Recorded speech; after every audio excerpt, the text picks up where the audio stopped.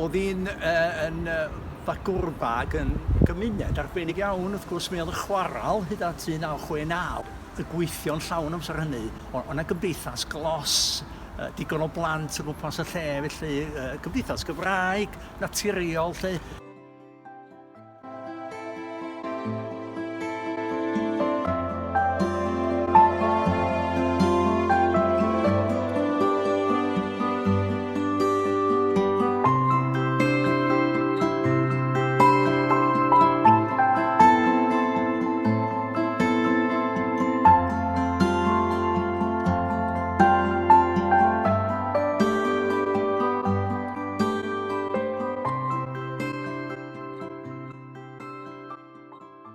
Mi oeddwn ni, wrth gwrs, yn ysgol a dechrau 70au ac mis i mewn i'r coleg ar gyfnod cythryblus dros ben mewn ffordd. Hynny di, mi o yna protestiadau'n digwydd er mwyn sicrhau polisi iaith gyflawn lle. A wedyn, wrth gwrs, mi arweiniodd yr oll protestiadau yn diwedd i ni sefydlu Undeb Myfyrwyr Colegau Bangor.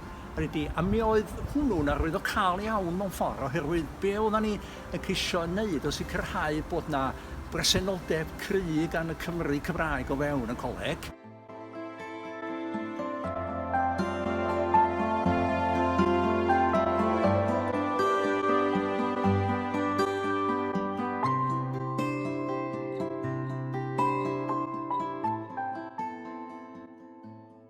Nid y bwriad gwreiddiol oedd cyhoeddi, dweud y gwir.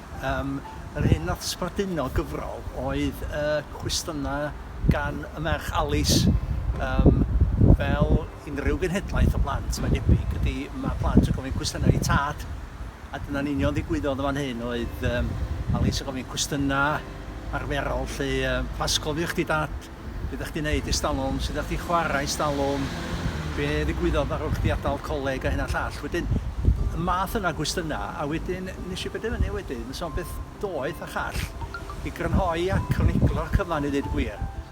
Mae Adolyg fan cychwyn i gyfrol, i ddweud gwir, a beth sgynno fi yn y benod gyntaf ydy hanes ni yn codi Adolyg yn y 50au, ac wrth gwrs oedd hi'n fôr arbennig fel mae bob Adolyg, i ddweud gwir.